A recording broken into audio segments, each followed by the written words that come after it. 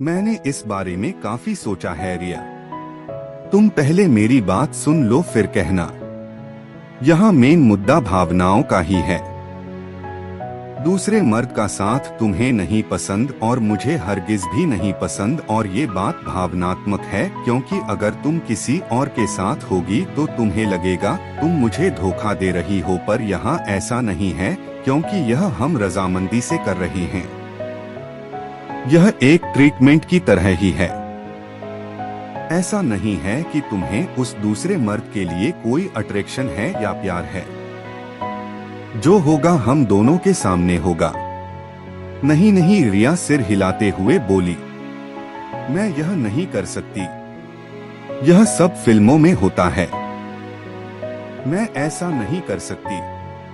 मैं इसे इमेजिन भी नहीं कर पा रही हूँ कि कोई दूसरा मर्द मुझे छुएगा, और बाबा के हिसाब से तो मतलब सब कुछ कर लेना है। थोड़ा सोचो रिया, यह सिर्फ एक बार की बात होगी। हम किसी ऐसे मर्द को चुन सकते हैं जिसको हम जानते भी नहीं, जो हमें नहीं जानता, कहीं दूर दराज का, जो सिर्फ एक बार हमें मिलेगा, फीस लेकर इसे काम की तरह करेगा। उसके बाद भी मुझे ईर्ष्या तो होगी। ऐसा तो नहीं है कि कोई तुम्हें छुएगा और मुझे कुछ खराब नहीं लगेगा। खराब लगेगा तो तुम क्या करोगे?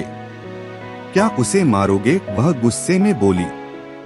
नहीं, देखो नाराज मत होना। यह सब बातें समझने के लिए मैं कुछ दिन पहले बाबा से दोबारा मिला था। भाट, उसने मुझे चौंक कर देखा। हाँ, मैं जानना चाहता था, थोड़ा उससे एडवाइस चाहता था। यह जितना तुम्हारे लिए मुश्किल है उतना ही मेरे लिए, इसलिए मैं समझना चाहता था कि कैसे इसको आसान बना सकूं। बाबा इस बारे में एडवाइस जरूर देते हैं, पर उस वक्त हम लोगों का रवैया देखकर उसने ज्यादा बोलना ठीक नहीं समझा। मैं जब उससे अकेले में मिला तो उसने मुझे समझाया। क्या समझाया उसने? उसने आइडिया दिया कि कोई ऐसा आदमी हायर करो जो बिल्कुल ही अनजान है, और फिर यह एक वन टाइम चीज होगी। उसके बाद उस आदमी को गायब हो जाना है, और फिर हमारी लाइफ बैक टू नॉर्मल होगी, और हमारे पास संतान भी होगी। सोचो वह कितना बड़ा सुख होगा। हमने उसके लिए क्या क्या किया हम सब भूल जाएंगे। यह कोई बहुत बड़ी बात नहीं है रिया, बहुत बड़ा बलिदान नहीं है। हम एक दूसरे को धोखा नहीं दे रहे हैं, इसे एक प्लान के तहत कर रहे हैं। लेकिन मयंक, उसका तो यह भी कहना था कि मुझे उस आदमी के साथ खुले मन से सेक्स करना होगा। अब ऐसा कैसे कर पाऊंगी मैं? थोड़ा टाइम पास करना पड़ेगा रिया। सिर्फ उस मोमेंट के लिए तुम्हें अपना मन बनाना पड़ेगा। सिर्फ शारीरिक रूप से खुश होना है। तुम्हें अपनी पसंद का आदमी चुनना पड़ेगा जिससे कम तुम फिजिकली अट्रैक्ट होती हो। उसके बाद काम आसान होगा। वह तुम्हारे साथ मेरे सामने सेक्स करेगा। मेरे अंदर जेलसी की भावना आएगी। उसके बाद उसको हटाकर हम दोनों हमेशा की तरह सेक्स करेंगे, और उस मिलन के वक्त जो रिजल्ट आएगा वह सकारात्मक होगा, ऐसा बाबा का कहना है। रिया ने अपना सिर पकड़ लिया। सुनकर ही अजीब लग रहा है। मुझसे नहीं होगा मयंक, प्लीज। रिया, सोचो प्लीज, अपने बच्चे की खातिर, वरना फिर इसके अलावा शायद सरोगेसी आदि उपाय होगा, और वह तुम्हें भी पसंद नहीं। आखिर कैसे भी करके अगर बच्चा नेचुरली हम दोनों मिलकर पैदा करेंगे तो असली खुशी हमें मिलेगी ना। देखो इतना समय बीत गया, इतने इलाज करा लिया, अगर वाकई मेडिकल प्रॉब्लम होती तो कुछ तो होता। उसके बाद मैंने रिया पर ज्यादा प्रेशर नहीं डाला। हम दोनों नशे में थे और फिर नींद आ गई। सैटरडे सामान्य ढंग से बीता। संडे की सुबह जब मैं उठा तो पाया कि रिया पहले से ही उठी बैठी थी। मेरे उठते ही उसने ग्रीन टी मेरी तरफ बढ़ाई और खुद भी पीते हुए बोली, आज सुबह जल्दी नींद खुल गई। मैं सोच रही थी इसी बारे में। तुम्हारी तरह लगता है मेरा भी मन बन गया है। इसे एक काम की तरह, पूरे प्लान की तरह निपटा देते हैं। मैं समझ गई हूँ कि हमें एक्टिंग करनी है, एकदम नेचुरल एक्टिंग की हमें खुद भी फील हो। और फिर कहकर वह मुझे देखकर मुस्कुराई। We will be happy parents. मैंने आगे बढ़कर उसे गले लगा लिया और उसके होठों को चूम लिया। I love you. अब इसके आगे का जो काम था वह कोई बहुत मुश्किल नहीं था। हमने उसी दिन से प्लानिंग शुरू कर दी। डेटिंग ऐप पर अपने प्रोफाइल बनाए और उसमें कुछ इस तरह से ही डाला कि हम एक कपल हैं और थ्रीसम करना चाहते हैं। इस तरह हमें कैंडिडेट ढूंढने में ज्यादा परेशानी नहीं हुई। थोड़ा बैकग्राउंड चेक करने के लिए मैंने मशक्कत अवश्य की ताकि पता चले कि वह कोई प्रोफेशन या क्रिमिनल तो नहीं। इस तरह मुझे 4 ठीक ठाक प्रोफाइल मिले जो मैंने रिया को दिखाए और उसकी राय ली कि कौन उसको ज्यादा अट्रैक्टिव लग रहा है। रिया ने 2 चुने और कहा कि इनमें से जिसके साथ भी काम बन जाए ठीक रहेगा। आखिरकार 2 हफ्ते बाद की डेट तय हुई। वह एक 30 साल का नौजवान था जिसका नाम सौरभ था और वह एडवेंचर की तलाश में था। उसे कोई कमिटमेंट नहीं चाहिए था। हमने इस काम के लिए एक अच्छा होटल बुक किया जो कि अलीबाग में बीच के किनारे था। शनिवार की दोपहर हमें वहां पहुंचना था और सौरभ हमें वहीं मिलने वाला था। दोपहर को हम कार से अलीबाग की तरफ जा रहे थे और रिया मेरे बगल में बैठी हुई थी। उसने हॉलिडे मूड बनाया हुआ था। शानदार ड्रेस पहनी थी, आंखों पर काला चश्मा चढ़ाया था, पर मैं उसकी बेचैनी समझ रहा था। सब ठीक रहेगा, मैंने उसके हाथ पर हाथ रखते हो कहा। रिया मुस्कुरा दी। मैं जानती हूँ और मैं चाहती हूँ सब कुछ ठीक से बीते। बेचैनी तो है, साथ में एक्साइटमेंट भी है कि अब बहुत जल्दी कुछ नया एक्सपेक्ट कर सकती हूँ अपनी लाइफ में। मैंने झुककर उसके गाल पर किस किया। उसकी मुस्कान और गहरी हो गई। हम लोग 3 बजे के करीब उस होटल में चेक इन कर चुके थे। वह एक 5 स्टार होटल था जहां हम तीनों की बुकिंग थी। सौरभ की बुकिंग अलग कमरे में थी। सिर्फ रात में वह हमारे कमरे में आने वाला था। करीब 3:30 बजे उसका फोन आया। सौरभ ने बताया कि वह भी अपने कमरे में चेक इन कर चुका है।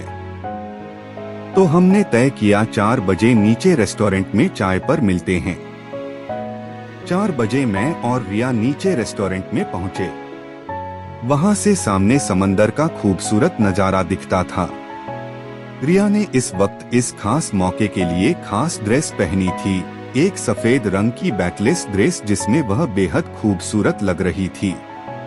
उसने अभी भी आंखों पर काला चश्मा चढ़ा रखा था।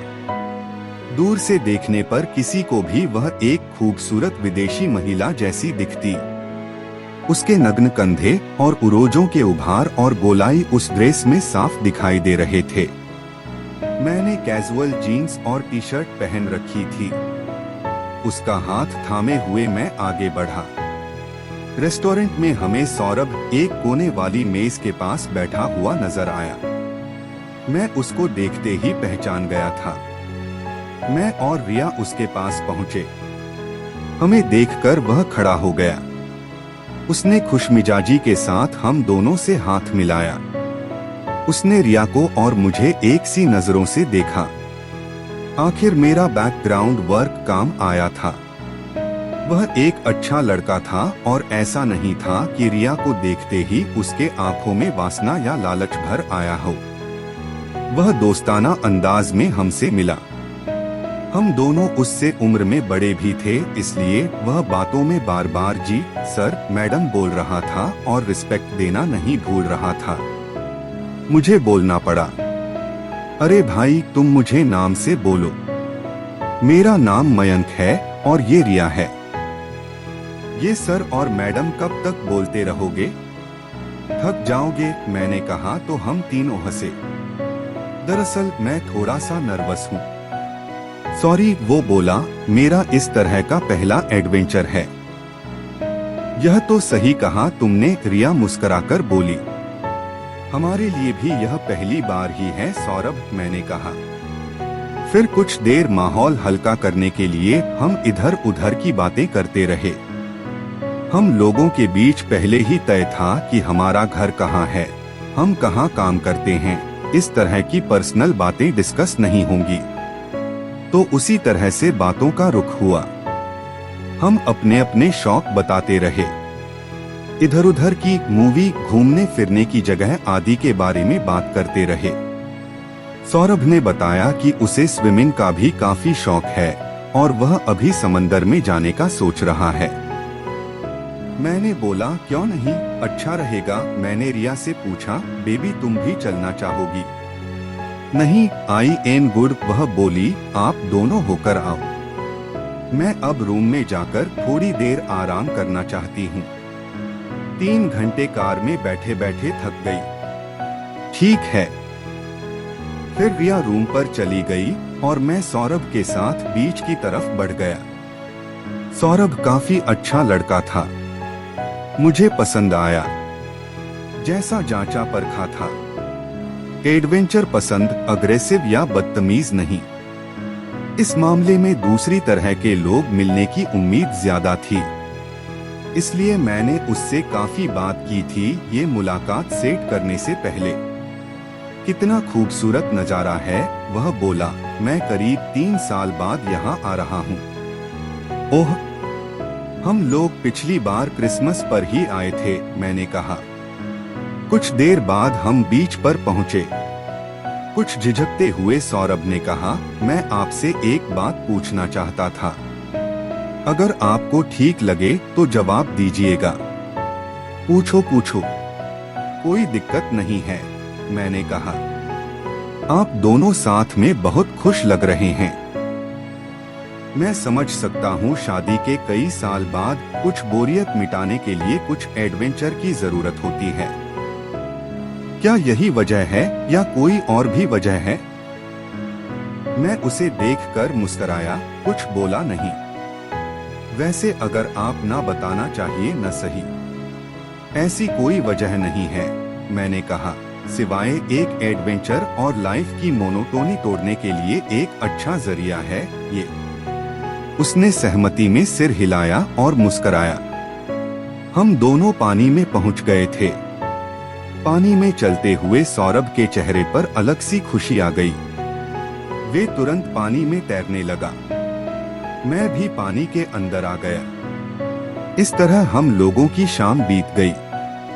हम लोगों ने तय किया कि अब सीधे 9 बजे डिनर पर मिलेंगे और उसके बाद 11 बजे हमारे कमरे पर मुलाकात होगी। डिनर का समय हुआ। रिया ने इस वक्त सेक्सी सी लाल रंग की ड्रेस पहनी हुई थी। लिपस्टिक भी गहरे लाल रंग की थी। बाल खूबसूरती से जूड़े में सजाए हुए थे। सौरभ बीच बीच में चोर नजरों से उसकी तरफ देख रहा था, तो मैंने मुस्कुराकर उसे इशारा किया और कहा, मेरी रिया है ही इतनी खूबसूरत, आराम से देखो, चोरी छिपे देखने की जरूरत नहीं है। हम सब हंस दिए। सौरभ संकोच के साथ बोला, रिया जी, आप वाकई बहुत सुंदर लग रही हैं। थैंक यू, रिया मुस्कुराकर बोली। प्लान ठीक ठाक चल रहा था। माना हम सिर्फ एक रात की बात कर रहे थे, पर सब ठीक से प्रॉपर अट्रैक्शन के साथ होना चाहिए था। रिया भी सौरभ की तरफ अट्रैक्ट होनी चाहिए थी, वरना पूरी मेहनत पर पानी फिर जाता। हमने तय किया था कि अगर मिलने के बाद रिया को सौरभ ठीक नहीं लगा तो हम मना कर देंगे, इसलिए मैंने डिनर के बीच चुपके से रिया से पूछा कि क्या उसे सब ठीक लग रहा है, तो उसने सहमति जाहिर की। डिनर के साथ हमने सिर्फ एक ग्लास रेड वाइन का लिया था। यह भी प्लान के तहत था।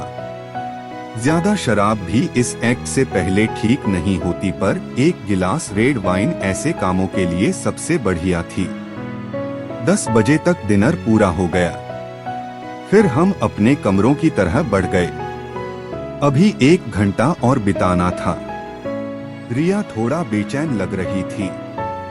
कमरे में पहुंचकर वो मुझसे बोली, मुझे बड़ा अजीब सा लग रहा है। कैसे करूंगी? डोंट वरी बेबी, मैंने कहा, मैं हूं न तुम्हारे साथ। तुम्हें खराब नहीं लग रहा? इससे आगे की कहानी अगले भाग में है। और मजेदार कहानियां सुनने के लिए चैनल को सब्सक्राइब करें।